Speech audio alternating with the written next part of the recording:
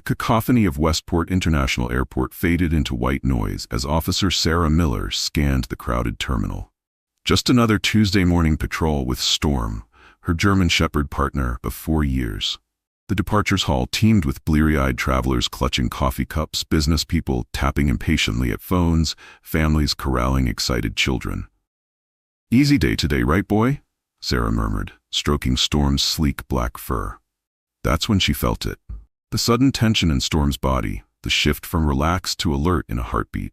His ears pricked forward, nostrils flaring as he sampled the air. Before Sarah could process the change, Storm let out a sharp, demanding bark that cut through the airport's dull roar. "Storm? What is it?" The answer came in a volley of increasingly frantic barks.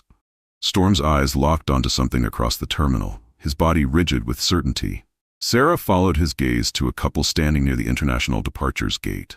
A man in his 30s with a little girl cradled against his chest, a woman clutching their boarding passes, both scanning the crowd with nervous eyes.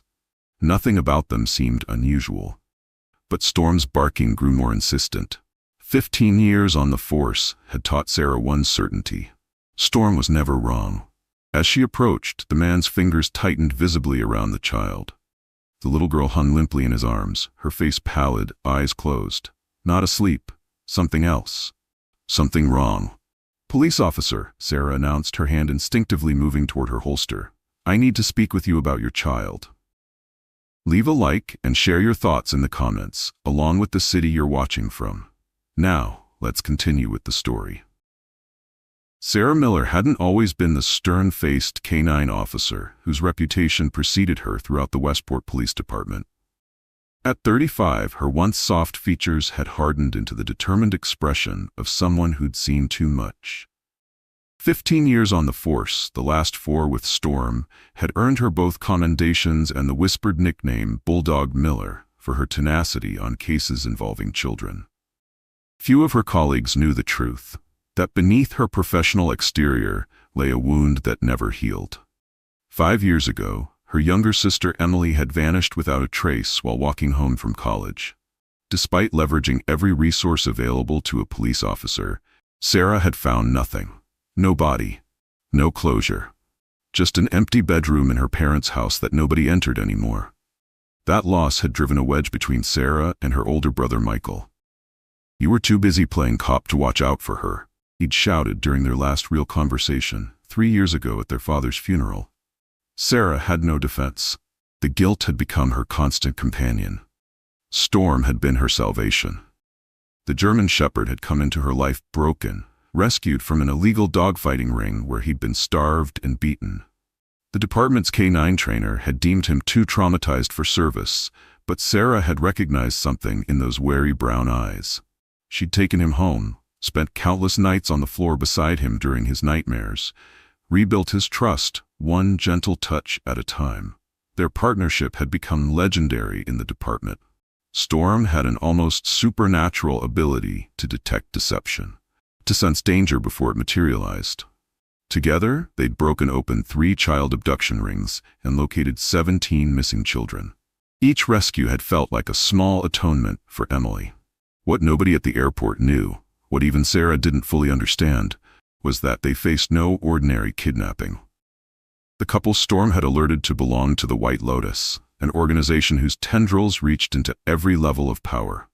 For decades, they'd trafficked children with impunity, protected by corrupted officials, judges, even law enforcement officers.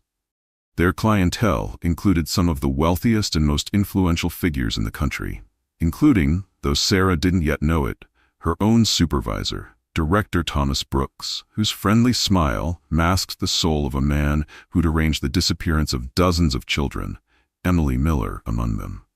"Officer, there's been a misunderstanding." The man's voice wavered slightly as he adjusted his grip on the motionless child. His wife shifted closer, her hand finding his elbow in what might have looked like a gesture of support to anyone else. Sarah saw it for what it was. Restraint, a warning. "Our daughter has a high fever. We're rushing to catch a flight to Boston for her appointment at Children's Hospital." His words came too smoothly rehearsed.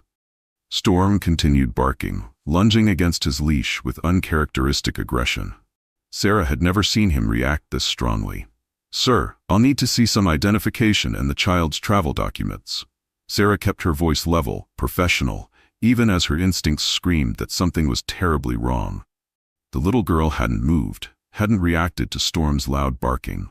No sick child slept that deeply. The couple exchanged a glance charged with meaning. "Of course, officer." The man reached into his jacket with deliberate slowness, producing 2 passports. "Robert Johnson. And this is my wife Linda, our daughter Lily." Sarah examined the documents carefully. The passports looked legitimate, but when she flipped to the child's photo, the discrepancy was immediate. The girl in the passport had rounder cheeks, different eye shape. Similar enough to pass a cursory check, but not the same child. "Mr. Johnson, this doesn't appear to be your daughter." The shift was instant. Robert Johnson's expression hardened as he thrust the child into his wife's arms. "Run, Linda!" Johnson shoved Sarah hard, sending her stumbling backward as he bolted toward the exit. Storm reacted instantly, breaking free from Sarah's momentarily loosened grip and launching himself at the fleeing man. Travelers scattered, screaming as Storm caught Johnson by the leg, bringing him down with a practiced takedown. "Police! Everybody stay back!" Sarah shouted, regaining her balance and drawing her weapon. "Airport security, I need all exits sealed now." Within seconds, security personnel converged on the scene. Linda Johnson hadn't managed to escape, blocked by a quick-thinking TSA agent who'd witnessed the confrontation. The child, still unconscious, was quickly taken by paramedics who had rushed to the scene. "She's been drugged," confirmed the medic, checking the girl's pupils. "Pulse is steady, but she needs hospital care immediately." Sarah handcuffed Robert Johnson, reciting his rights as Storm maintained a vigilant position nearby.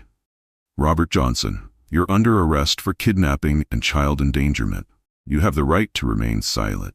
3 hours later, in an interrogation room at Westport Police Headquarters, Sarah sat across from Johnson, who had refused to speak since his arrest. The background check had revealed what Sarah suspected. Robert and Linda Johnson were aliases. Their fingerprints matched those of known child traffickers who'd operated across 3 states. "We know the girl is Lily Chen, reported missing from her family's home in Burlington 3 days ago," Sarah said, sliding a photo of a happy, smiling Lily across the table. "Her parents are at the hospital now. She'll recover." Johnson's eyes flickered with something. Fear, not remorse. "You're looking at 20 years minimum," Sarah continued. "Unless you cooperate. Who are you working for?" Johnson's gaze darted to the observation window, then back to Sarah. He leaned forward, voice dropping to a whisper. "They'll kill me if I talk." "Who will?" Johnson swallowed hard. "White Lotus. They're everywhere. Police, judges, politicians. You have no idea how high this goes." White Lotus. The name registered dimly in Sarah's memory. A case file she'd glimpsed once in Director Brooks' office, marked classified. "Tell me about White Lotus," Sarah pressed, feeling she was finally touching the edge of something important. Johnson was visibly trembling now. "I was just a transporter, paid to move the kid to a buyer in Europe." He glanced nervously at the camera in the corner. "That's all I can say. They're watching." Before Sarah could respond, the lights in the interrogation room flickered. When they stabilized seconds later, Johnson slumped forward, a thin dart protruding from his neck. Sarah jumped to her feet, drawing her weapon as she scanned the room. "Officer down. Medical emergency in interrogation 1, she shouted into her radio, but it was already too late. Robert Johnson was dead, killed in a locked police interrogation room. That evening, Sarah sat alone in Director Brooks' office, waiting for her supervisor to return from a press conference about the airport incident. Storm lay at her feet, tension still evident in his body. The case had been officially classified as a standard trafficking attempt, successfully intercepted, but nothing felt standard about it. "Excellent work today, Miller." Director Brooks strode in, closing the door behind him. Tall and distinguished with salt and pepper hair, he'd been Sarah's mentor since she joined the force. "Thank you, sir, but something doesn't add up." Johnson mentioned an organization called White Lotus before he was killed. "Somehow, someone got to him inside our station." Brooks' expression remained neutral, but something flickered in his eyes. "White Lotus is a myth, Miller. A boogeyman. Traffickers used to scare each other." He settled behind his desk. "Focus on the win. You saved that little girl. As he reached for his drawer, a file caught Sarah's attention, the same classified folder she'd glimpsed before. Brooks noticed her interest and smoothly repositioned some papers to cover it. Take a few days off, Miller. You've earned it. Later that night, Sarah found a USB drive in her jacket pocket with no memory of how it got there. Plugging it into her personal laptop revealed hundreds of encrypted files. The decryption software took hours, but when it finished, Sarah's blood ran cold. The files contained surveillance photos spanning years, case notes on dozens of missing children, and a list of police officers and officials on White Lotus payroll. And there, in a photo dated just 6 months ago, was Emily, her sister, alive but unsmiling, accompanied by men in suits. Among the names on the payroll list, Director Thomas Brooks. Sarah's phone rang, Brooks' name on the caller ID. I hope you haven't opened that USB, Miller. His voice was different now, colder. For your sake. Sarah ended the call, her world collapsing and reforming around one impossible truth. Her trusted mentor was involved in her sister's disappearance, and now he knew that she knew. She had until morning, at most, before they came for her. Sarah drove through the night, gripping the steering wheel so tightly her knuckles ached. Storm lay vigilant in the passenger seat, his breathing the only sound besides the hum of tires on asphalt. The suburban streets gave way to rural roads as Sarah pushed northward, toward the only place she could think to go, a place she hadn't visited in 3 years. Her brother Michael's house sat at the end of a long gravel driveway, sheltered by pine trees and distance.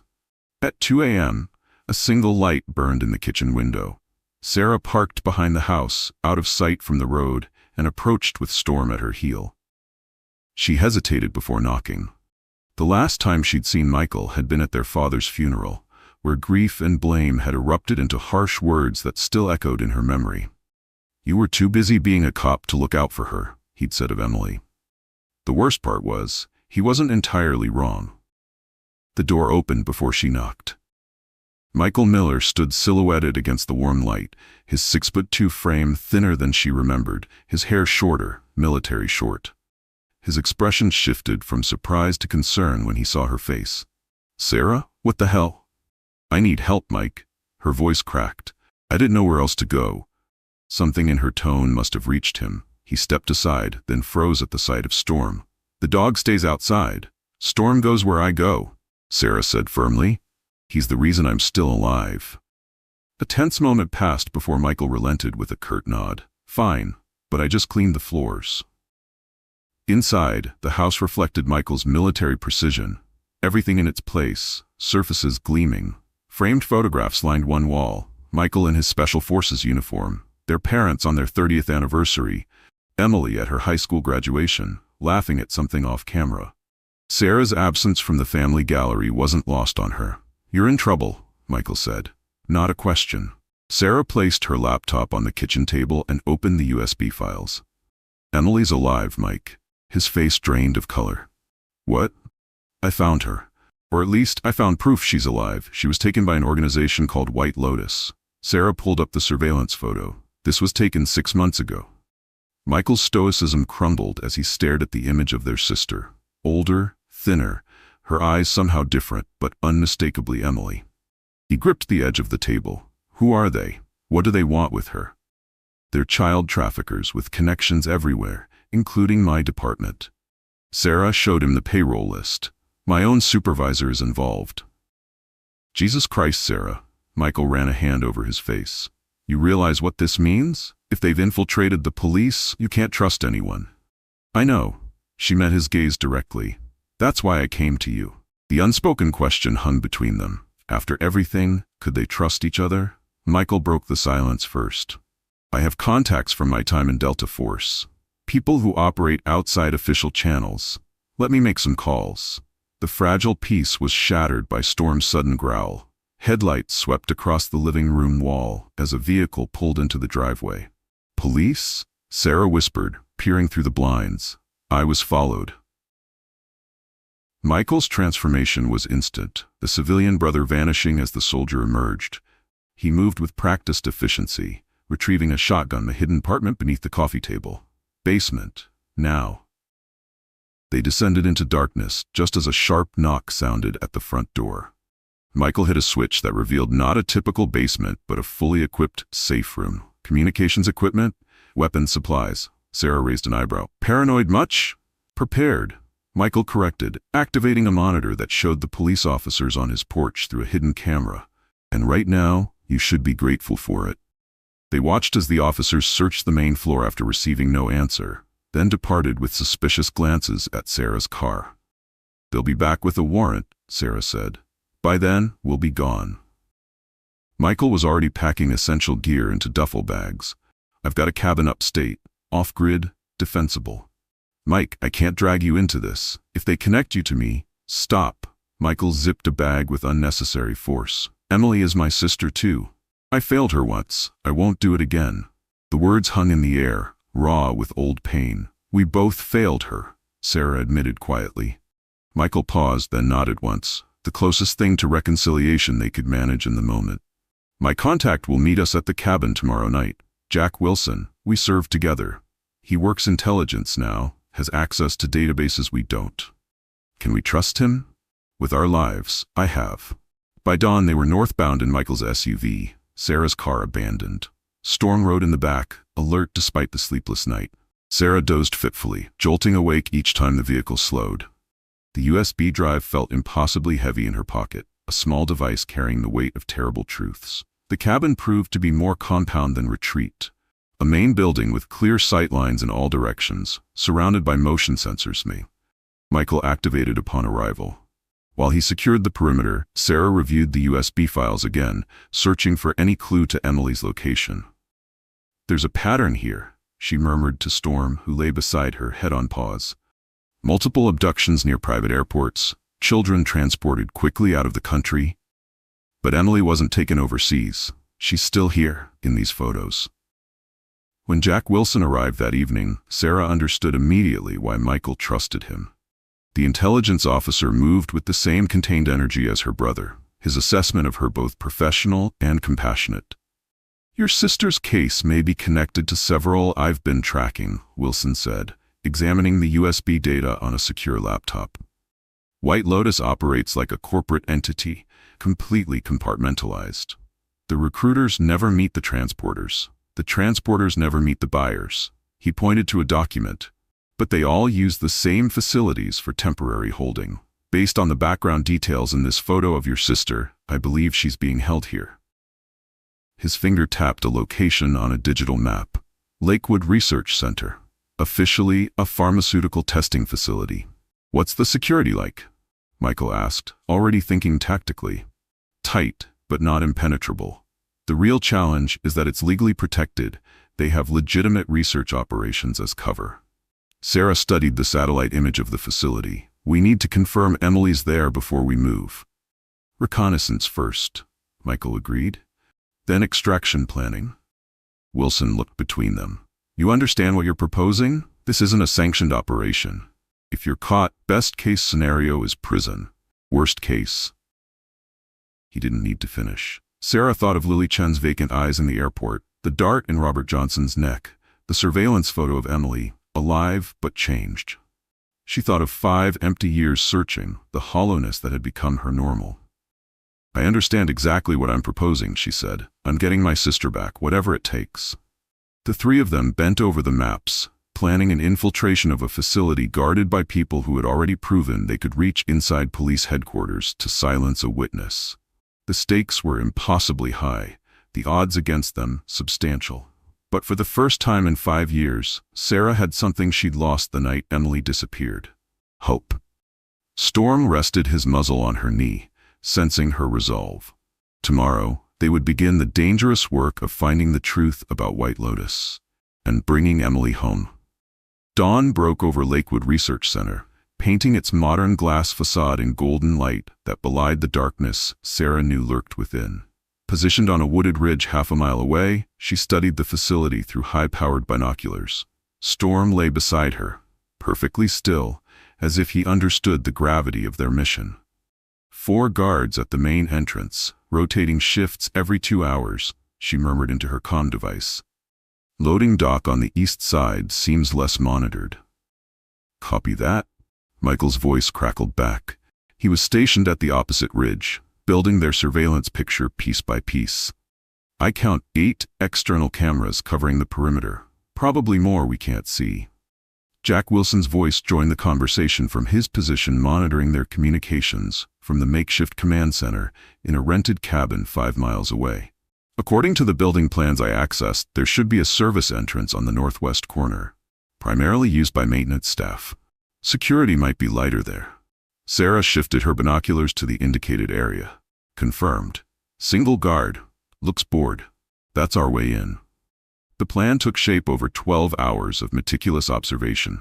Employees' routines, security patrols, camera blind spots, all carefully noted. By nightfall, Sarah and Michael had identified a narrow window of opportunity, the 3 a.m. shift change when the night guards were at their least alert. Under cover of darkness, they approached the facility through the dense woods that surrounded it on 3 sides. Both wore black tactical gear provided by Wilson. Storm moved silently beside Sarah, his training evident in every controlled step. "Remember," Michael whispered as they neared the perimeter fence, "this is reconnaissance only, Histra. We confirm Emily's location, gather evidence, then extract. No engagement unless absolutely necessary." Sarah nodded, though her heart pounded with the knowledge that her sister might be just yards away after 5 long years. The rational part of her, the trained officer, knew Michael was right. The sister in her wanted to tear the place apart until she found Emily. The service entrance proved to be their salvation. Using Wilson's electronically duplicated keycard, they bypassed the first layer of security. The drowsy guard barely glanced up from his phone as a loop of empty corridor footage fed into the security system, courtesy of Wilson's technical expertise. Inside, the facility's sterile corridors belied the horrific purpose Sarah suspected lay at its core. They moved methodically, consulting the building schematic Wilson had obtained. According to the plans, the lower levels housed special research areas with restricted access. "This way," Sarah whispered, directing them toward a service elevator. The first truly alarming discovery came on the second basement level. Through a window in a laboratory door, Sarah observed rows of hospital beds. Each held a child, monitors recording their vital signs, IVs running into small arms. Some appeared to be sleeping naturally, others showed signs of sedation. "My God," Michael breathed beside her. "How many?" "I count 15 in this room alone," Sarah replied, her voice tight with controlled rage. She activated the tiny camera Wilson had provided, documenting everything. They continued deeper, avoiding the occasional white-coated staff member by ducking into supply closets or alcoves. Storm remained remarkably disciplined, though Sarah could feel his tension mirroring her own. On the lowest level, beyond a heavy security door that required both Wilson's spoofed access card and Michael's specialized code-breaking device, they found what appeared to be holding cells.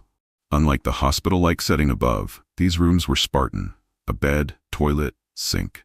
Through small observation windows, Sarah saw children of varying ages, some as young as 6, others in their teens. "They're segregating them," Michael noted grimly.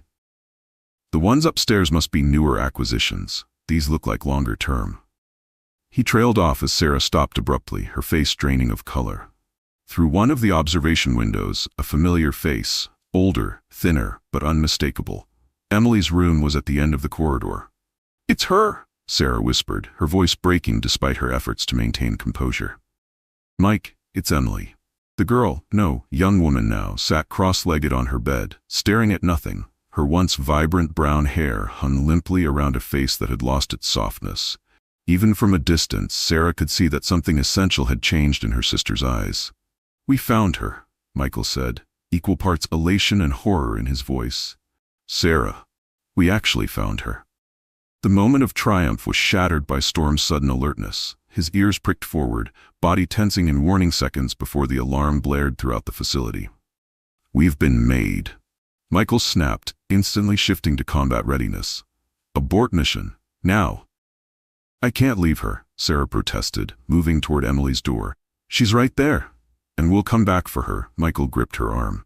"But if we're captured or killed, she has no chance. Think, Sarah." The professional in her knew he was right. They had the evidence now, could plan a proper extraction. The sister in her screamed in protest as they retreated down the corridor toward their escape route. Red emergency lights bathed the hallways as they ran, the sound of security teams mobilizing echoing through the building. At a junction, Michael gestured urgently toward a maintenance shaft marked on their schematic. "This leads to the exterior ventilation system. It's our best shot." Sarah nodded, following him into the narrow passage with Storm close behind. They crawled through dusty confines, the sounds of pursuit growing fainter. Finally, they emerged from a vent on the facility's rear grounds, using the tree line for cover as they escaped into the forest. 2 miles of hard running later, they reached their hidden vehicle and sped away, no signs of pursuit evident. Dawn was breaking as they rejoined Wilson at the cabin, both still breathing hard from exertion and adrenaline. "We found her," Sarah said as Wilson looked up from his equipment. "Emily's alive, and God knows how many other children are in there." Wilson's expression remained professionally neutral as he downloaded the camera footage. "This is substantial," he said as images filled his laptop screen, "enough to justify a full federal investigation." "Except we can't go to the feds," Michael interjected. "Not when White Lotus has people everywhere. We need to know who we can trust." Sarah paced the small cabin, Storm tracking her movements with concerned eyes. "We need more. Names, connections, their whole operation. That facility is just one piece." "I agree," Wilson said. "And based on what you've documented, we need to move quickly. If they realize how much you've seen." He didn't need to finish the thought. White Lotus would relocate Emily and the other children, destroy evidence, disappear back into the shadows. As if manifesting their fears, a vehicle's approach sent them all into defensive positions, weapons drawn. Through the cabin's security camera, they observed a black sedan parking outside, a single man emerging with his hands raised to show he was unarmed. "I'm not here to hurt anyone," the man called out. "My name is William Parker. I worked for White Lotus. I want to help." Storm's reaction surprised Sarah. Instead of his usual alert stance toward potential threats, he cocked his head curiously, studying the stranger through the window. "It could be a trap," Michael warned. "Only one way to find out," Sarah replied, signaling Michael to cover her as she opened the door, keeping Storm at her side and her weapon ready. William Parker was middle-aged, with the weathered face of someone who had seen too much. His expensive suit couldn't hide his exhaustion or the haunted look in his eyes. "How did you find us?" Sarah demanded. "I've been tracking Officer Miller since the airport incident," Parker replied calmly. "When you went off-grid, I knew you discovered the truth. I've been waiting for this opportunity for years." "Waiting for what?" "For someone incorruptible to find actual evidence." He nodded toward the cabin. "May I come in? What I have to tell you is sensitive." After a thorough search for weapons and tracking devices, they allowed Parker inside. Storm, to everyone's surprise, approached the man without hostility, sniffing his hand before returning to Sarah's side. "Your dog is an excellent judge of character," Parker noted with a sad smile. "That's rare." Wilson kept his weapon trained on their visitor. "Start talking. Why should we believe anything you say?" Parker removed a photograph from his wallet, a young girl, perhaps 12, with his eyes and smile. "This was my daughter Hannah. She was special, gifted. 8 years ago, White Lotus identified her as a potential asset. When I refused to enroll her in their enrichment program, they took her anyway." Sarah felt a chill. "What happened to her?" "Their conditioning program was too much for her. She died 3 years ago." His voice remained steady, but his eyes reflected a pain beyond tears. "I've been gathering evidence since then, working my way into their trust, waiting for the right moment." "Conditioning program?" Michael pressed. "White Lotus doesn't just traffic children for the reasons you might assume," Parker explained. "Yes, some are sold to wealthy pedophiles or for illegal adoptions.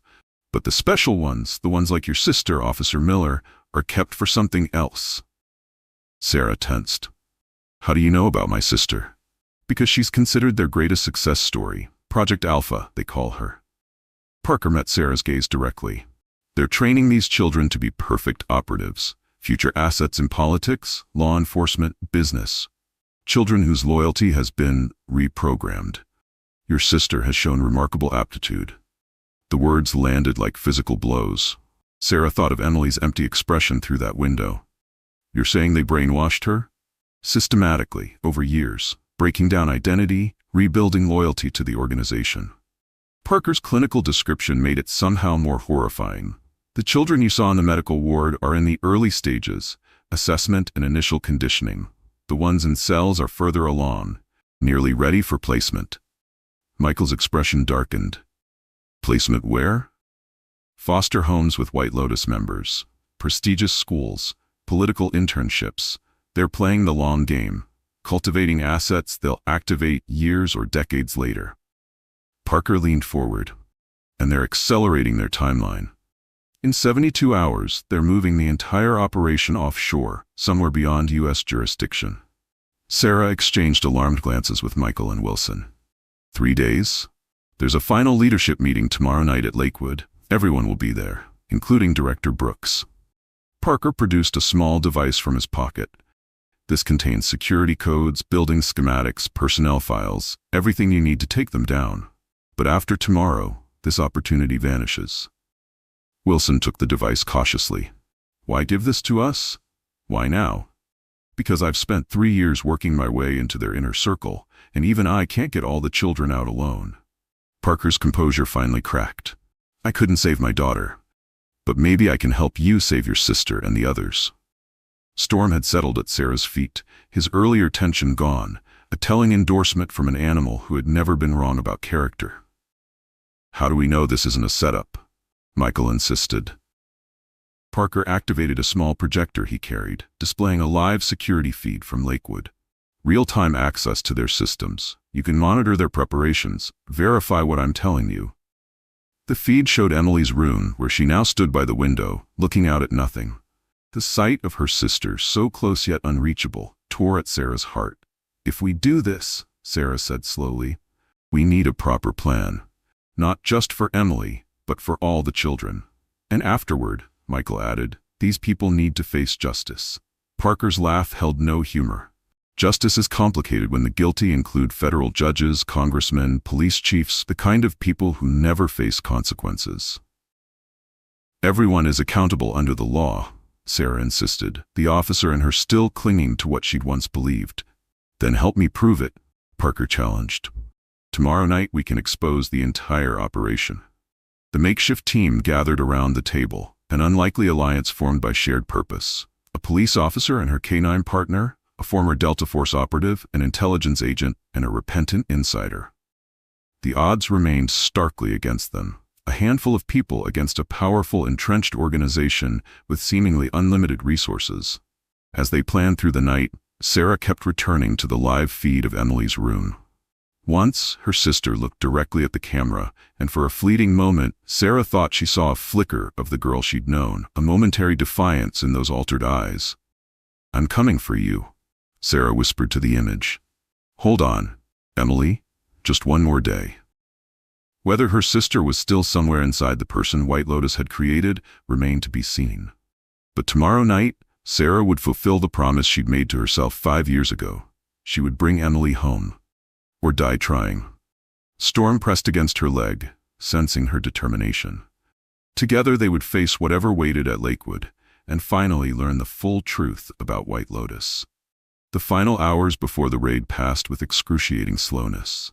Sarah methodically checked her tactical gear for the 3rd time, bulletproof vest secured, extra ammunition distributed, comm device tested. Each item represented years of training, countless operations, all leading to this moment. Yet none of her previous missions had carried such personal stakes. Across the cabin, Michael was engaged in similar preparations, his movements economical and precise. The tension between them had transformed into something like their old connection, the unspoken understanding of siblings who, despite everything, shared the same blood and purpose. Sarah. Michael's voice pulled her from her thoughts. He approached, holding something in his palm, a faded photograph creased from years in his wallet. I've carried this since she disappeared. The image showed the 3 Miller siblings at their parents' lake house. Emily, 15 then, sat between them on the dock, laughing as she threw her arms around both her older siblings. Sarah's throat tightened at the memory. The last summer they'd all been together, before college and careers had pulled them in different directions. We're bringing her home tonight, Sarah said, touching the photograph gently. Michael nodded, his usual stoicism briefly giving way to raw emotion. Whatever it takes. Storm padded over, sensing the moment's significance. Sarah knelt to meet his eyes, running her hands through his thick fur. Ready for one more mission, partner? The German Shepherd pressed his forehead against hers in response, a gesture that had become their private ritual before difficult operations. William Parker entered from the back room where he and Wilson had been finalizing details. The meeting starts in 2 hours. Everyone who matters in White Lotus will be there. The perfect opportunity to gather intelligence and rescue the children simultaneously. And Emily? Sarah couldn't keep the urgency from her voice. Still in the same location, Parker confirmed.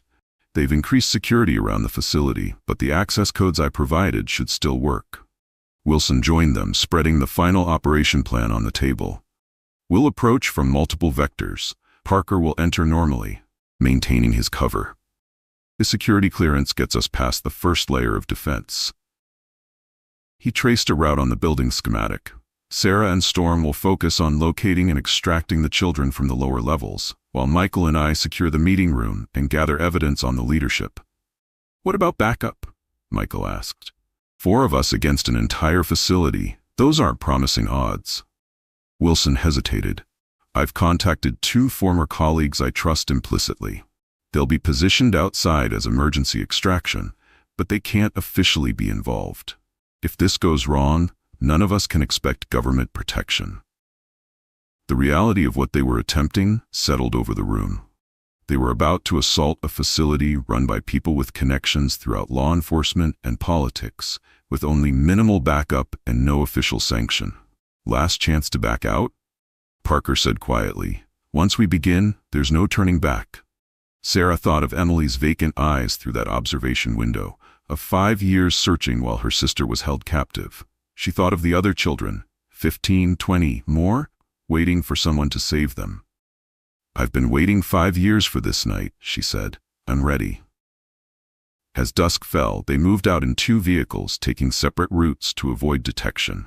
Sarah rode with Parker, Storm alert beside her in the back seat. The former White Lotus executive drove in silence, his knuckles white on the steering wheel. Why did you really join them? Sarah asked finally. Before your daughter.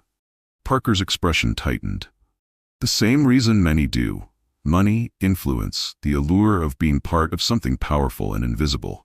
I told myself we were identifying exceptional children for special opportunities.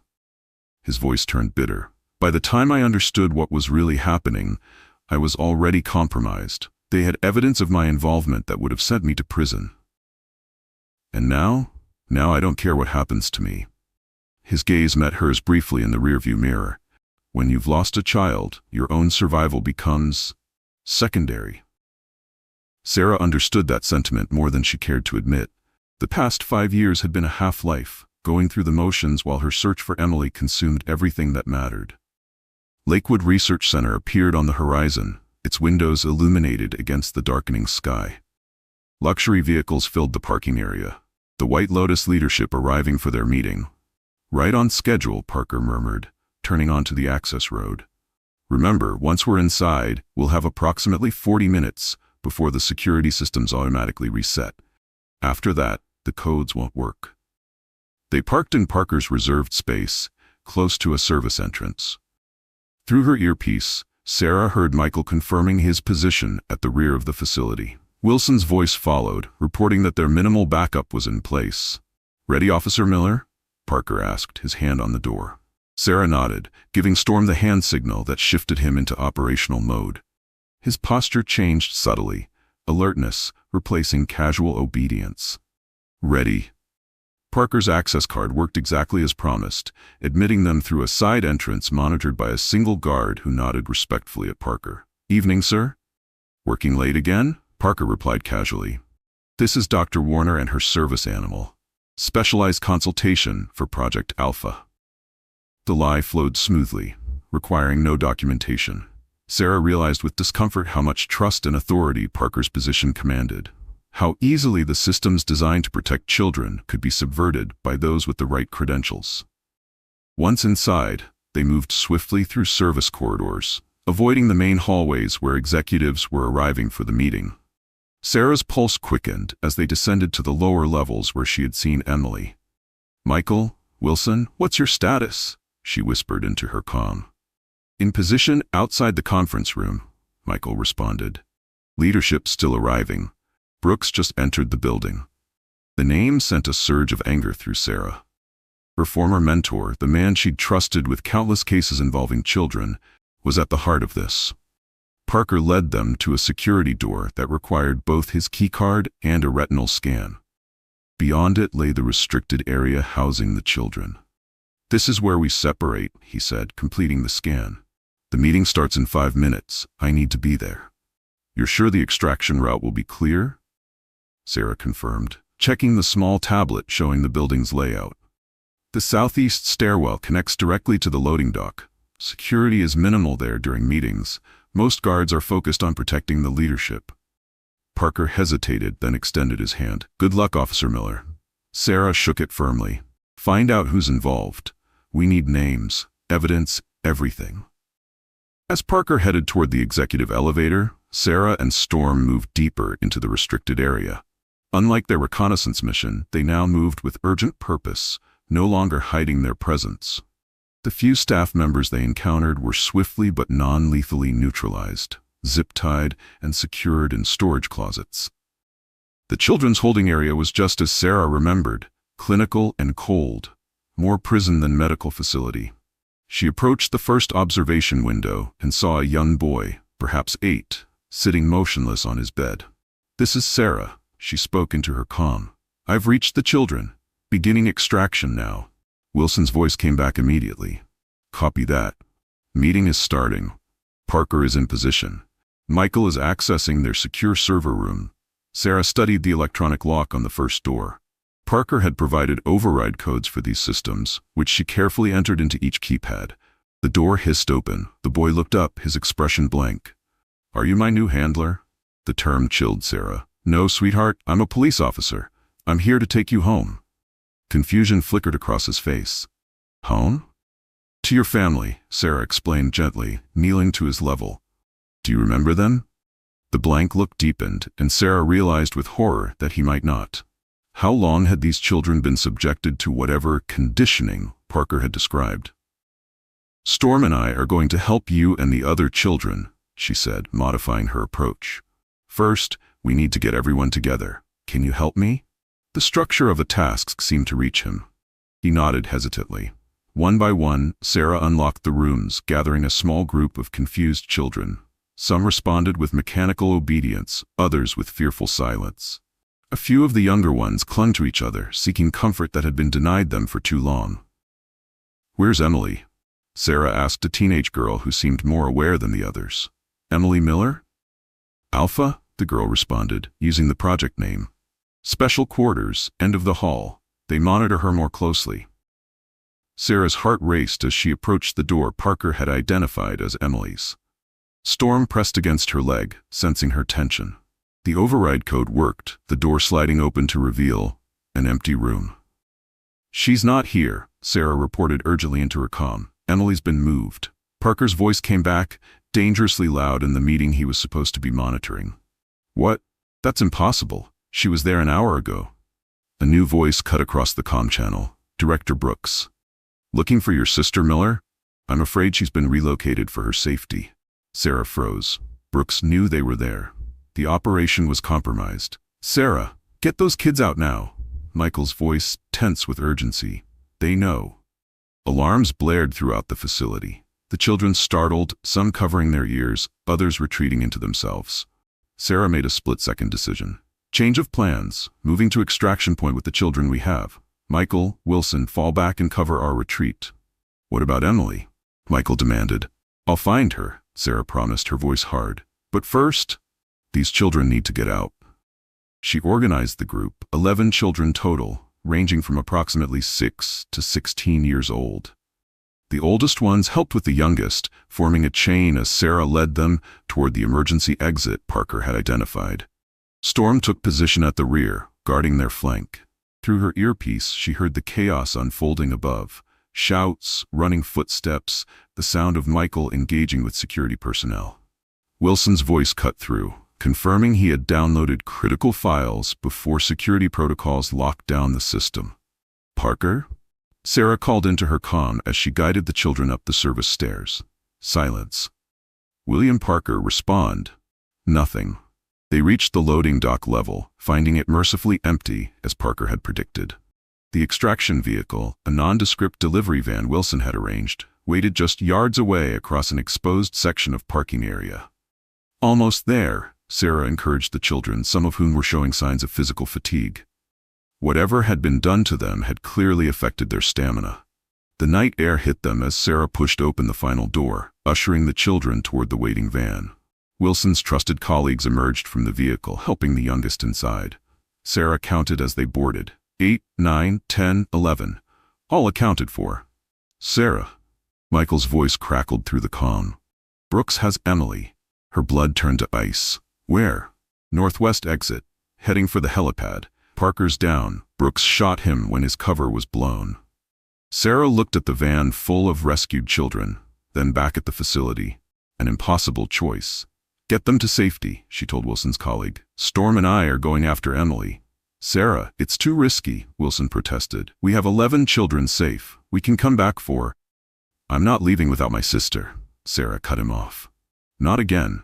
She signaled to Storm, and together they raced back toward the building, taking a perimeter route toward the helipad located on the northwest corner of the roof. Through her earpiece, she could hear Michael and Wilson converging on the same location from inside.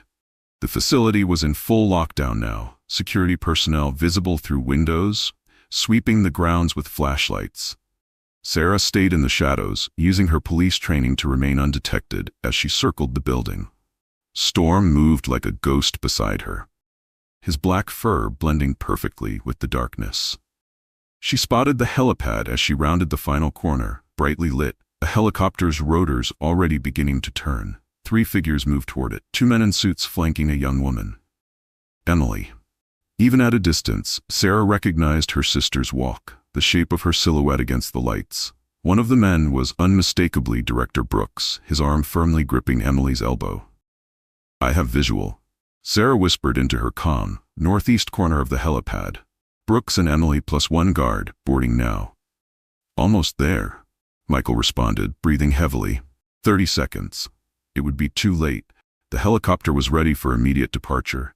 Sarah made her decision. "Storm, with me." They broke cover, sprinting across the open ground toward the helipad. A security guard spotted them, shouting a warning. Brooks turned, saw Sarah approaching, and drew his weapon. "Stay back, Miller," he called over the roar of the rotors. "You've already done enough damage tonight." Sarah slowed, hands raised, still advancing. "Let her go, Brooks. It's over. We have the children, the files, everything."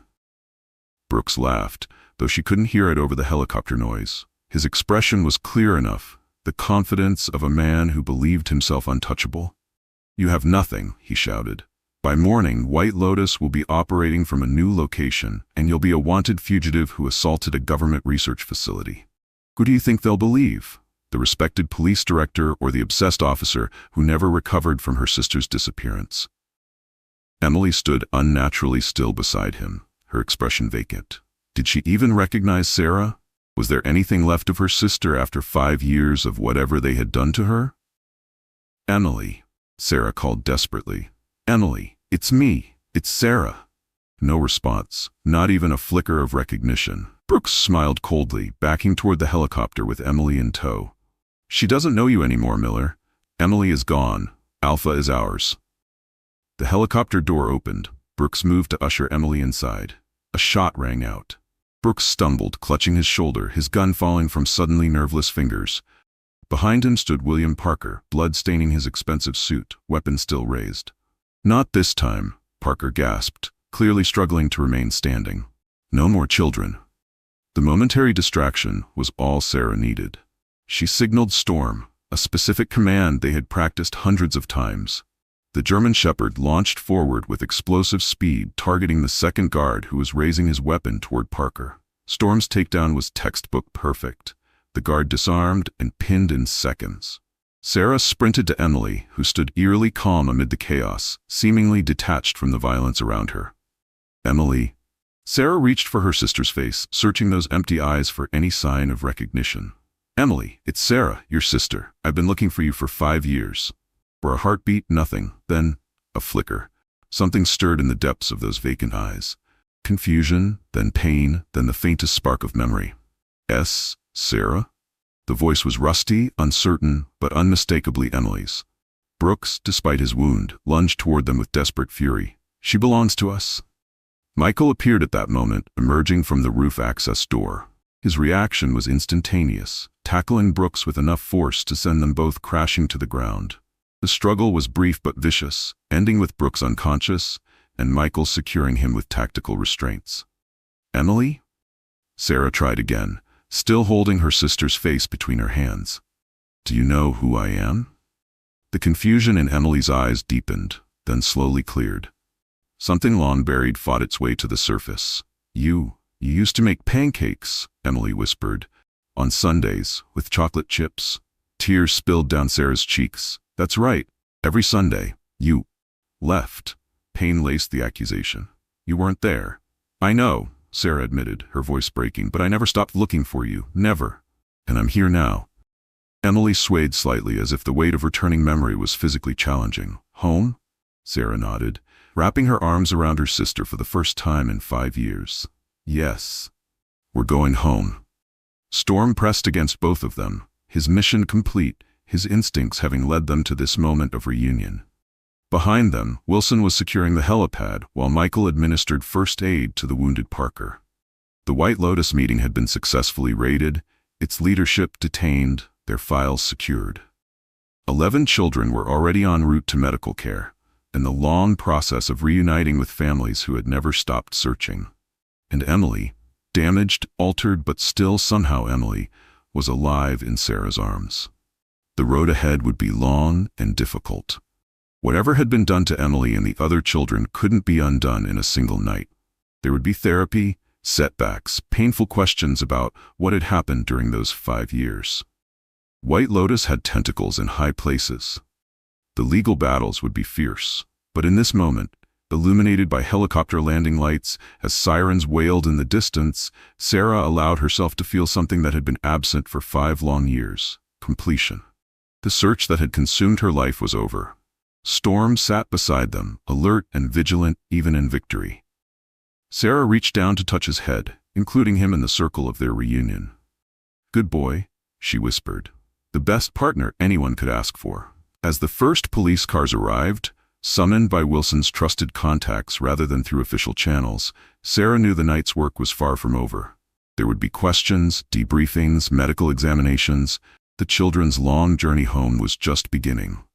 But Emily was alive. Found. That impossible truth outweighed all other considerations. The chaos of the Lakewood raid gave way to an uneasy quiet as Sarah guided Emily into the back of an unmarked SUV. Storm settled at their feet, his alert posture indicating that, despite their apparent escape, he remained vigilant. Michael joined them moments later, his expression grave despite their success. Wilson's handling the scene, he reported. His contacts in the FBI are taking custody of Brooks and the others. The children are being transported to St. Luke's Hospital, secure wing, limited access. Sarah nodded, her attention focused on Emily. Her sister sat unnaturally still, hands folded in her lap, gaze fixed on some middle distance. Physically, she was Emily, the same dark eyes, the same Miller family nose, but her presence was somehow diminished, as if vital parts of her had been carefully excised. Em? Sarah ventured gently. How are you feeling? Emily's response came after a delay, her voice flat. Operational parameters unclear, awaiting instructions. The clinical phrasing sent a chill through Sarah. She exchanged a pained look with Michael over Emily's head. You don't need parameters anymore, Sarah said, fighting to keep her voice steady. You're free now. We're taking you somewhere safe. Emily's brow furrowed slightly, the first genuine expression Sarah had seen. Free is imprecise, inadequate operational structure.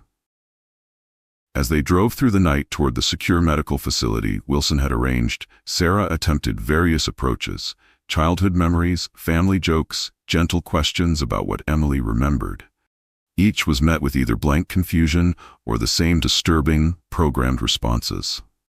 At the hospital, a team of specialists was waiting.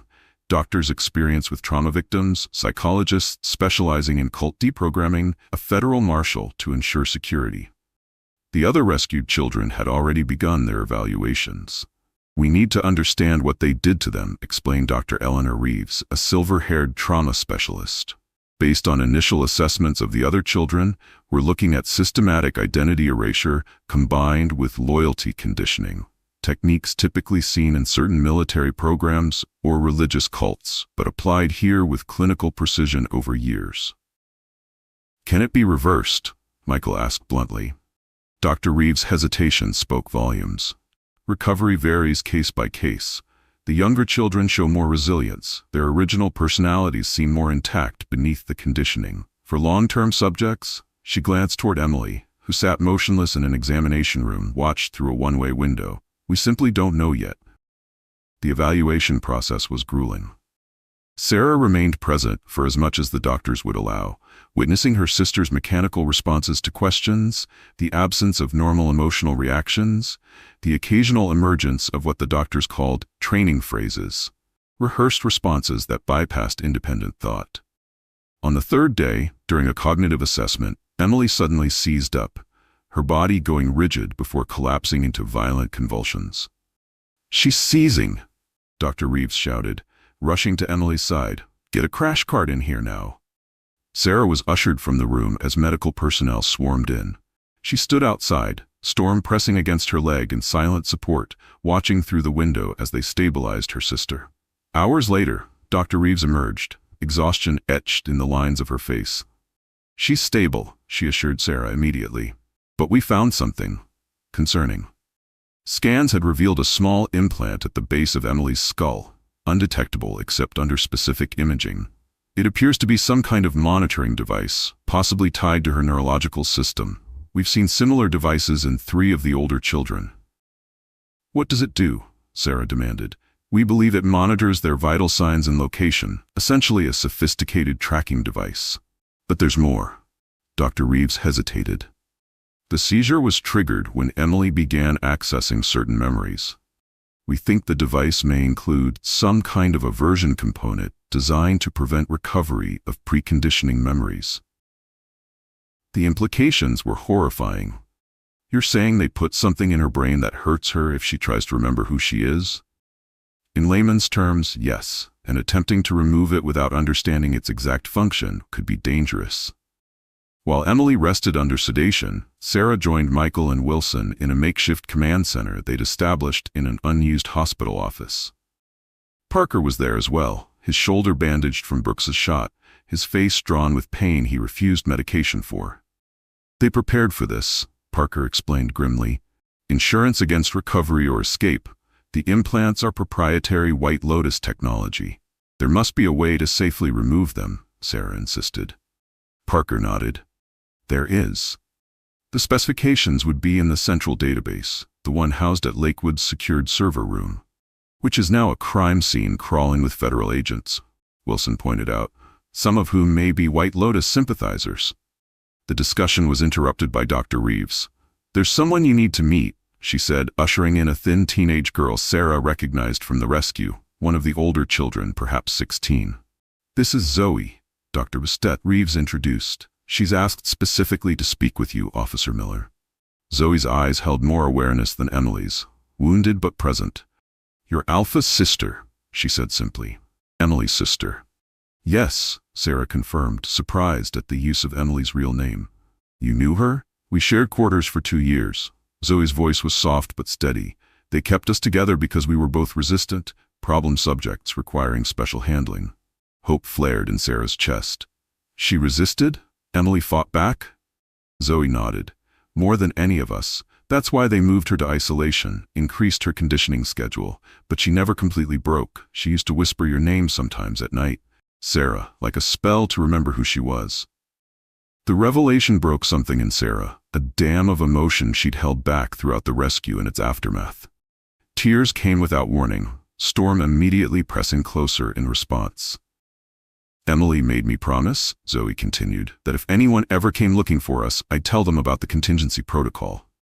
The adults exchanged sharp glances. What contingency protocol? Parker asked urgently.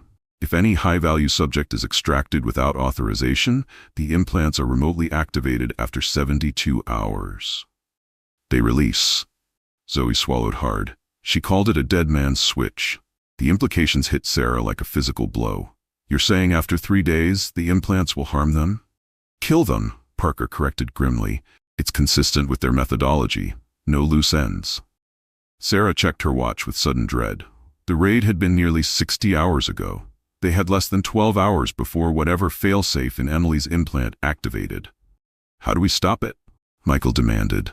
There's an override code, Zoe explained, different for each subject. Emily's would be in her personal file in the White Lotus database. Back to Lakewood, Sarah concluded, already rising. We need those files. I'll coordinate with my FBI contact, Wilson offered. See if we can get official access to the evidence. There's no time for official channels, Sarah countered. I'm going in tonight. Not alone, Michael stated firmly. Planning happened with military efficiency. Wilson would create a diversion to draw the FBI evidence team away from the server room. Michael would handle perimeter security. Sarah and Storm would locate and extract the necessary files. As they prepared to leave, Sarah visited Emily one last time. Her sister lay in the hospital bed, sedated to prevent further seizures, looking impossibly young and vulnerable.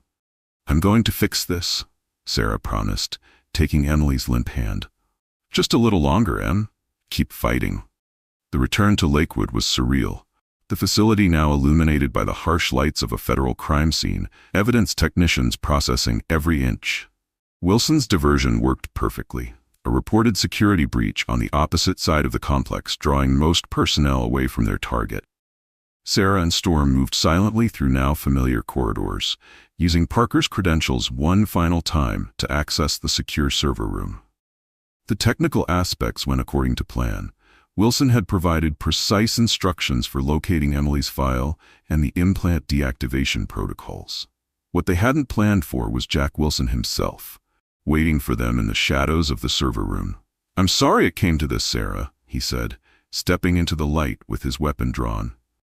You should have taken the win with the children we rescued. Sarah froze, Storm growing beside her. Jack, what are you doing? Protecting 20 years of work. His expression was regretful but determined. White Lotus isn't just a trafficking ring. It's a necessary program with national security implications. They kidnap children, Sarah said incredulously. They destroy their identities, put devices in their brains. How can you possibly defend that? I don't like their methods, Wilson admitted. But their results? Critical. Those children are being prepared for deep cover placements that will secure American interests for decades to come. The betrayal hit with stunning force. You're one of them. You always were. Wilson nodded. Since the beginning. Why do you think I steered your brother to me after the airport incident? We needed to control the investigation. And the raid? The children we rescued? A necessary sacrifice after you found that USB drive. Better to lose one facility than the entire program. Wilson gestured with his weapon. Now step away from the terminal, Sarah. Sarah assessed her options, acutely aware of Storm tensing beside her, awaiting her command. And Emily? The implants? You're just gonna let them die? I'm truly sorry about your sister. Wilson's voice softened slightly. But the emergency protocols exist for a reason. We can't allow compromised assets to retain classified information. She's not an asset, Sarah's voice shook with fury. She's my sister. She's a person you helped destroy. The greater good demands difficult choices. Wilson's aim remained steady. Last chance, Sarah. Step away, or I will shoot. Even Storm can't move faster than a bullet. In that moment of awful clarity, Sarah finally understood the true evil of White Lotus. Not merely the abuse of children, but the cold calculation that could reframe that abuse as necessary, as patriotic, as for the greater good. Storm, protect, she commanded quietly. What happened next unfolded in heartbeats. Storm launched toward Wilson with explosive speed as Sarah dove for cover. A shot rang out, echoing deafeningly in the confined space. Storm yelped, a sound Sarah had never heard from her fearless partner, but completed his attack, taking Wilson to the ground with enough force to send his weapon skittering across the floor. Sarah scrambled for the gun, securing it as Michael burst through the door, alerted by the gunshot. "Sarah, secure him," she ordered, turning immediately to Storm, who lay on his side, breathing heavily, a spreading crimson stain matting his dark fur. "No, no, no," Sarah whispered, kneeling beside her partner. "Storm, stay with me." The wound was bad, a through and through to his shoulder, narrowly missing vital organs but bleeding profusely. Storm's brown eyes remained fixed on Sarah, alert despite his pain, still on duty. "Good boy," she choked out, applying pressure to the wound. "The best boy. Stay with me." Michael restrained Wilson, then helped Sarah stabilize Storm. "We need to get him to a vet now," he urged. "The files," Sarah protested. "Emily's implant." "I've got them," Michael assured her, showing her the thumb drive. "Go, take care of your partner. I'll get these to the hospital." As Sarah carried Storm's bleeding form from the facility, the loyal dog who had started this entire journey with his barking at the airport, who had saved her life multiple times since, she found herself praying for the first time in years. 2 lives hung in the balance now, her sister's and her partner's. She might have found Emily at last, only to lose both her and Storm in the same night. Some victories came at unbearable cost. The veterinary emergency center blazed with fluorescent light, a stark contrast to the darkness outside. Sarah paced the waiting room, Storm's blood still staining her clothes, her hands, the timeline of her life now divided into before and after this night. 3 hours had passed since the veterinary surgeon had taken Storm into the operating room, each minute stretching impossibly long. Her phone vibrated. "Michael, the doctors have the files," he reported without preamble. "They're working on deactivating Emily's implant now. How's Storm?" "Still in surgery." Sarah's voice sounded foreign to her own ears. "Michael, if he doesn't make it?" "He will," her brother interrupted firmly. "That dog is too stubborn to die." The conversation shifted to logistics. Wilson in custody, the FBI's bewilderment at finding one of their own implicated, Parker providing crucial testimony connecting White Lotus to officials in multiple agencies. The operation had blown open far more than a trafficking ring. It had exposed a decades-long program operating within the shadows of legitimate government. A tired-looking veterinarian emerged from the surgical doors. "Officer Miller?" Sarah's heart stuttered. "Yes, how is he?" "The bullet damaged his shoulder joint and caused significant blood loss, but we've stabilized him." The vet offered a cautious smile. "He's a fighter. With proper rehabilitation, he could return to limited duty, though he'll likely always have some mobility issues in that leg." Relief crashed through Sarah with such force that her knees nearly buckled. "He's going to be okay?" "I believe so, yes. You can see him soon. He's in recovery now." When Sarah was finally allowed into the recovery area, the sight of Storm, heavily sedated, IVs running into his leg, a large portion of his shoulder and chest shaved and bandaged, brought fresh tears. His tail thumped weakly against the blanket when he recognized her, though his eyes remained glassy from pain medication. "Hey, partner," she whispered, kneeling beside his bed. "You saved my life. Again." She stayed through the night, sleeping upright in a chair beside Storm's kennel, waking whenever he stirred. Dawn was breaking when Michael called again. "It worked," he said simply. "Emily's implant has been deactivated. The other children's too. They're all safe." Sarah pressed her forehead against Storm's kennel in silent gratitude. "Any change in Emily?" "Not yet. Dr. Reeves says it may take time. But Sarah," Michael paused, "there's something else you need to know. Can you come to the hospital?" 2 hours later, with Storm stabilized and resting under professional care, Sarah entered the hospital conference room where Michael waited alongside Dr. Reeves and, surprisingly, William Parker, his arm still in a sling. "What's going on?" Sarah asked, immediately tense. Dr. Reeves gestured to a stack of files on the table. "We've been reviewing the data from the Lakewood servers. The implants were only part of the conditioning program White Lotus used." "What else did they do to them?" Sarah's voice hardened. "It's not what they did," Parker interjected. "It's why." He met Sarah's gaze directly. White Lotus didn't randomly select their subjects. Each child was chosen for specific genetic or psychological traits. "Emily was selected because of you," Michael said quietly. Sarah stilled. "What?" Dr. Reeves opened a file, revealing a detailed psychological profile of Sarah herself, compiled years before Emily's abduction. According to these records, White Lotus had been monitoring you since your second year on the force, after you broke open the Riverside trafficking case. They identified you as a potential threat, Parker explained, someone with both the skills and moral conviction to potentially expose their operation. So they took my sister?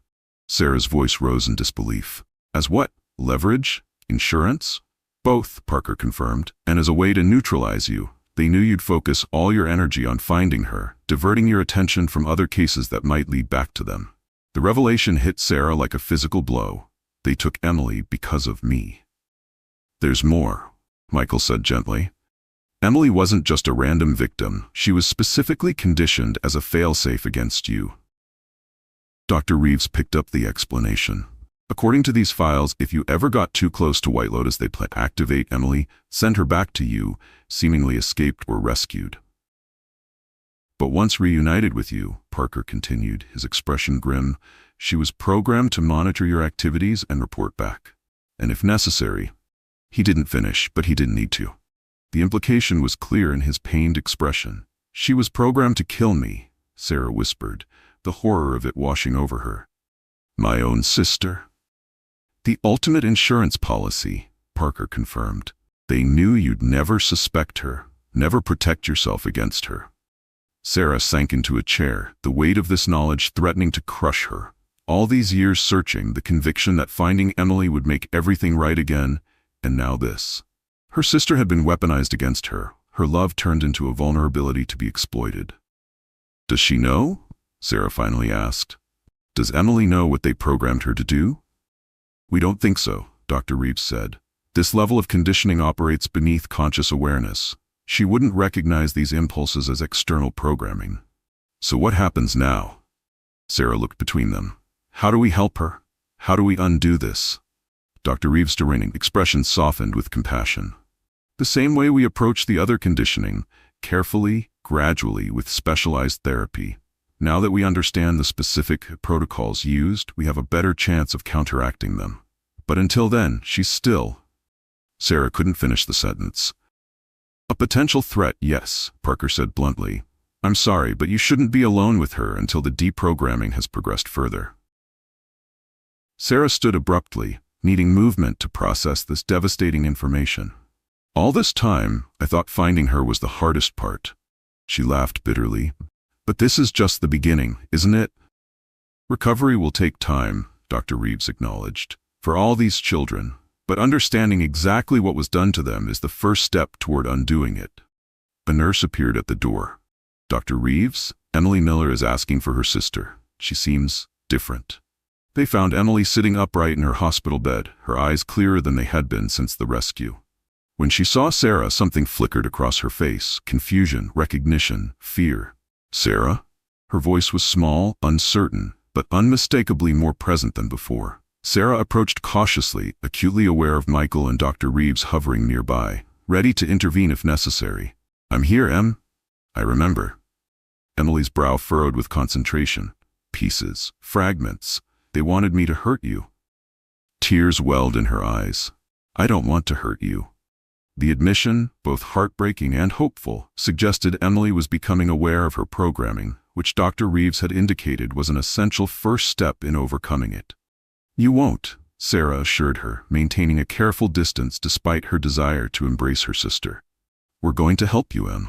All of us.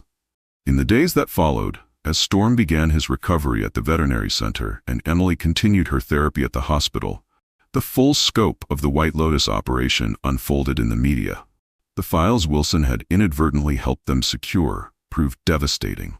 Evidence implicating federal judges, congressmen, military officials, and corporate executives in a conspiracy spanning decades. Sarah reviewed the documents in stunned disbelief. Children systematically identified, abducted, and programmed to serve as long-term assets. Placement protocols for returning these processed children to society in positions where they could influence policy, provide intelligence, or access restricted information. The scale was almost incomprehensible. Parker, despite his own legal jeopardy as a former White Lotus executive, provided crucial testimony, explaining the organization's methods and naming names. His cooperation agreement wouldn't keep him from prison, but it might reduce his sentence. Small consolation for a man who had already lost his daughter to the organization he once served. "Why did you really help us?" Sarah asked him during one of their debriefing sessions. "You could have disappeared when you realized we'd infiltrated Lakewood." Parker considered the question. "After Hannah died, I wanted revenge. I spent 3 years working my way back into their trust, gathering evidence." He met her gaze directly. "But when I saw you at the facility that first time, the way you looked at those children, at your sister, I realized revenge wasn't enough. Someone needed to stop it completely." The most disturbing revelation came a week after the raid, when FBI agents discovered a secondary White Lotus facility in northern Maine. Unlike Lakewood, this site housed no children, only records extending back nearly 30 years. "You need to see this," Michael told Sarah, bringing a specific file to the safe house where she was staying during the investigation. Inside was a photograph of their parents, dating back to before either Sarah or Michael was born. A handwritten note on the back read, "Potential breeding subjects. Genetic markers indicate high intelligence, physical resilience, moral flexibility under stress." "They were watching our family for generations," Michael said quietly. "Emily wasn't taken because of you, Sarah. She was taken because we were all part of their long-term program." "But why not take all of us? Why wait? According to these records, they considered recruiting me through military channels and you through law enforcement, different approaches for different personalities." The revelation shifted Sarah's perspective on her entire life. Had her career choice been truly her own? Had every significant decision been observed, analyzed, potentially manipulated? "We can't think like that," Michael advised, reading her expression. "They didn't control everything, Sarah. They exploited patterns, tendencies, but our choices were still our own." As the legal case against White Lotus built, Sarah divided her time between Storm's rehabilitation and carefully supervised visits with Emily. Progress came in small increments. Storm taking his first tentative steps on his injured leg, Emily remembering a childhood birthday or recognizing a family photograph without triggering anxiety. Dr. Reeves cautioned patience. The brain protects itself from trauma by compartmentalizing. As Emily feels safer, more memories will become accessible. On a quiet afternoon 3 weeks after the raid, as Sarah sat reading aloud from Emily's favorite childhood book while her sister listened, Emily suddenly spoke. "I knew you'd find me," she said softly. "Even when they told me you'd stopped looking, even when they made me forget your name, some part of me knew." Sarah looked up, meeting her sister's gaze, clearer now, more present, though still shadowed by experiences Sarah could only begin to imagine. "I never stopped looking," Sarah promised. "Not for one day." It wasn't a complete recovery, not yet, but it was a beginning. 6 months after the Lakewood raid, Sarah sat in the back of a federal courthouse, watching as Thomas Brooks was led away in handcuffs, his face ashen as the jury forewoman read the verdict. Guilty on all counts.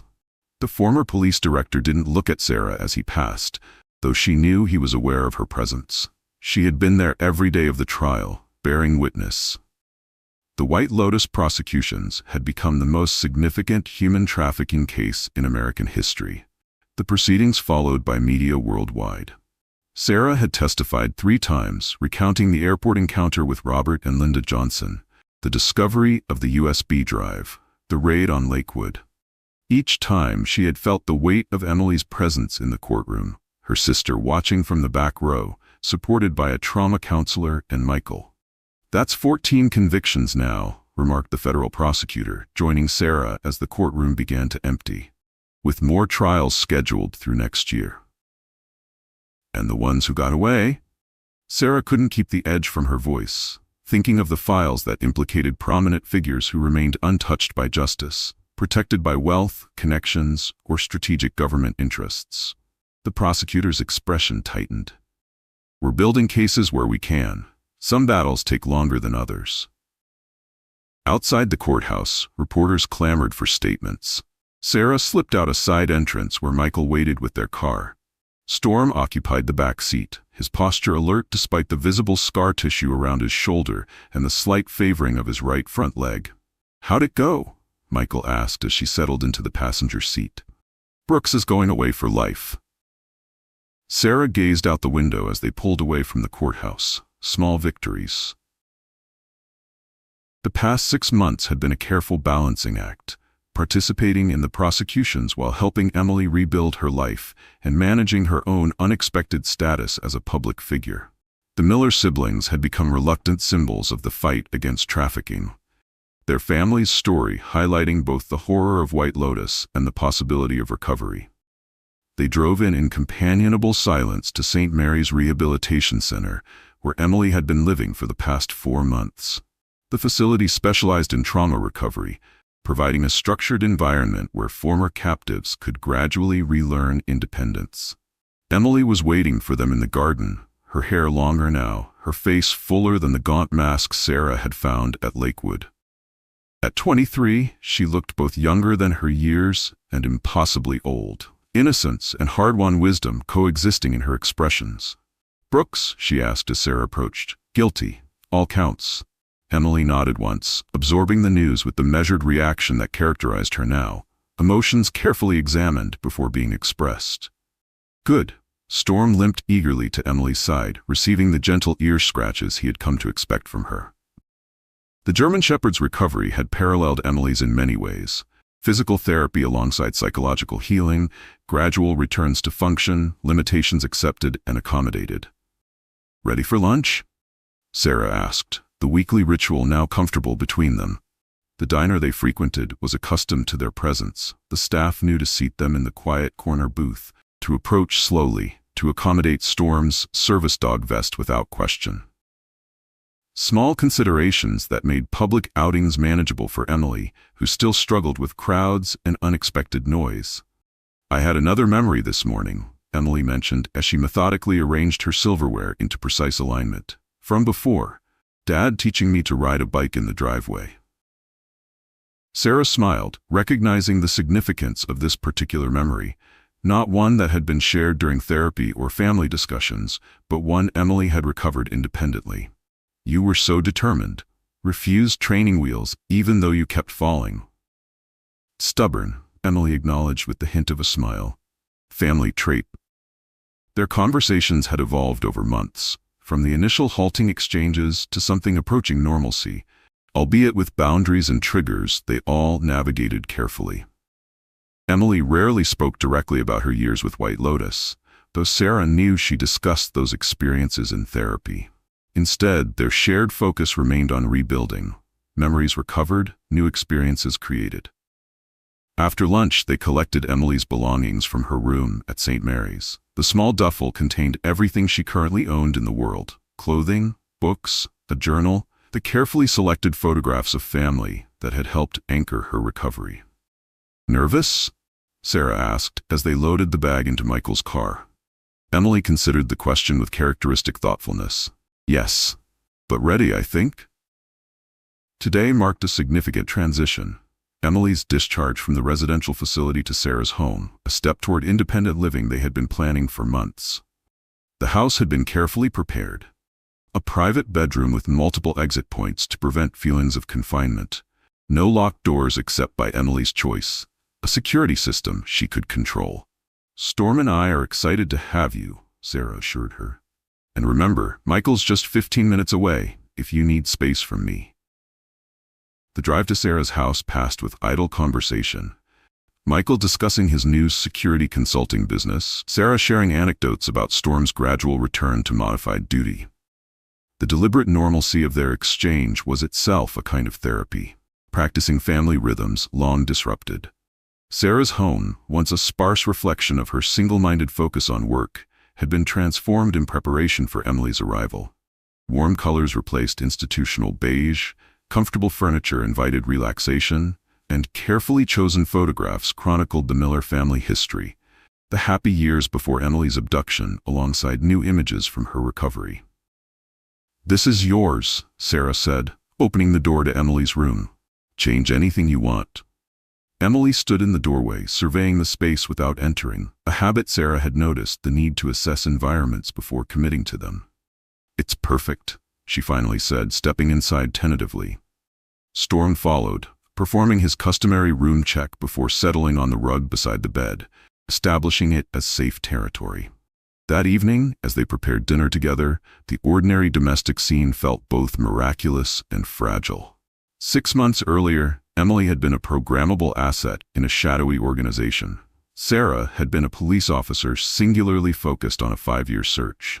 Now they stood in Sarah's kitchen, chopping vegetables, negotiating their new reality one small interaction at a time. "I spoke with Zoe yesterday," Emily mentioned, naming one of the other rescued teenagers who had become an important connection during her recovery. "She's starting community college in January." "That's wonderful," Sarah responded, recognizing the unspoken question behind the statement. "Is that something you might be interested in too?" "Maybe, eventually." Emily's knife stilled. "I don't know who I am yet, without them telling me." The simple honesty of this statement, its profound understanding of the work still ahead, moved Sarah deeply. "You have time to figure it out, all the time you need." After dinner, as dusk settled over the neighborhood, they sat on Sarah's back porch with mugs of tea, Storm dozing between them. The evening ritual had begun during Emily's weekend visits home from the rehabilitation center. Quiet moments when conversation could unfold naturally or silence could exist without tension. "I've been thinking about what Dr. Reeves said," Emily began, staring into her mug, "about purpose being important to recovery." Sarah nodded, waiting. Emily's therapy had recently focused on finding meaning beyond survival, establishing goals that belonged solely to her. "I want to help the others," Emily continued. "Not just Zoe and the ones from Lakewood. There are more out there, children who were placed before the raid, who don't even know what was done to them." Sarah had considered this possibility, that Emily might choose a path connected to her trauma rather than entirely separate from it. "That would be challenging work." "I know, but I understand it from inside." Emily's gaze lifted to meet Sarah's. "I could reach them in ways others can't." The determination in her sister's voice was both encouraging and concerning, evidence of healing alongside the risk of re-traumatization. "Whatever you decide to do, I'll support you. Just promise you'll be patient with yourself." "I'm learning," Emily acknowledged with the slight smile that still felt like a gift each time it appeared. As darkness fell, Storm rose and performed his nightly security check of the house, a routine that served both practical purposes and psychological comfort for all of them. The German Shepherd's steadfast presence had become central to their reconstituted family, his intuitive understanding of emotional states providing support human interaction sometimes couldn't. "He saved us both," Emily observed, watching Storm return to his position between their chairs. "In different ways." Sarah reached down to stroke her partner's scarred shoulder. "He did. And we saved each other." Later that night, after Emily had retired to her room, Sarah sat at her desk reviewing files for her newly established foundation. The Miller Project provided resources for families of missing children and specialized support for recovered trafficking victims. What had begun as a personal mission had expanded into an organization connecting survivors with trauma-informed care nationwide. A soft knock interrupted her work. Emily stood in the doorway, barefoot in pajamas, her expression troubled. "Nightmare?" Sarah asked gently. Emily nodded. "Not as bad as before, just unsettling." Without prompting, Storm rose from his bed in the corner and moved to Emily's side, a warm presence against her leg. The simple comfort of his contact visibly eased some of her tension. "Want to talk about it?" "Not really." Emily hesitated. "Could we just sit for a while?" Sarah moved to the living room sofa, creating space for Emily to join her without pressure for conversation or proximity. They settled at opposite ends, Storm positioned between them, the weight of his body connecting them physically while respecting Emily's need for space. Outside, rain began to fall, a gentle rhythm against the windows. The Miller siblings sat together in the quiet house, their path forward uncertain, but no longer walked alone. After 5 years of searching, after the horror of White Lotus and the pain of recovery, they had found their way back to each other, changed, scarred, but fundamentally unbroken. "We're going to be okay," Sarah said softly, not a question but a promise. Emily's hand found hers across Storm's back, a tentative connection bridging the distance. "I know," she answered. "We already are." As the rain continued its steady cadence, 3 survivors kept quiet vigil together. A family rebuilt from the fragments White Lotus had left behind, finding strength in each other's presence and purpose in the challenge of moving forward, one day at a time. On the coffee table, a framed photograph captured the Miller siblings in a rare, unguarded moment during a beach trip the previous month. Michael laughing at something off camera, Sarah smiling with her arm around Emily's shoulders, Emily's face turned toward the ocean with a look of peaceful wonder, and Storm standing alert at their feet, watching over his family with steadfast devotion. In a world where darkness often seems to prevail, the police dog at the airport reminds us that loyalty, perseverance, and family bonds can overcome even the most sinister evils. Sarah and Storm's journey speaks to the unbreakable connection we share with those we love, whether human or four-legged companions. Many of you have known the heartache of separation or loss, the weight of regret for words left unsaid, or paths not taken with those closest to you. Yet this story shows us it's never too late to heal old wounds, to reconnect with estranged family, to begin again. Just as Storm never gave up on Sarah, and Sarah never stopped searching for Emily, we too must hold fast to hope when facing our own storms. Our golden years should be defined not by what we've lost, but by what we choose to rebuild and cherish. Remember, family, whether by blood or by choice, remains our greatest source of strength and redemption. Like Sarah and Emily, we are all fundamentally unbroken, capable of finding our way back to each other, no matter how long or difficult the journey. I hope you enjoyed today's story. Subscribe to the channel so you don't miss more stories like this. Leave a like and comment below what you thought of the story. See you in the next video.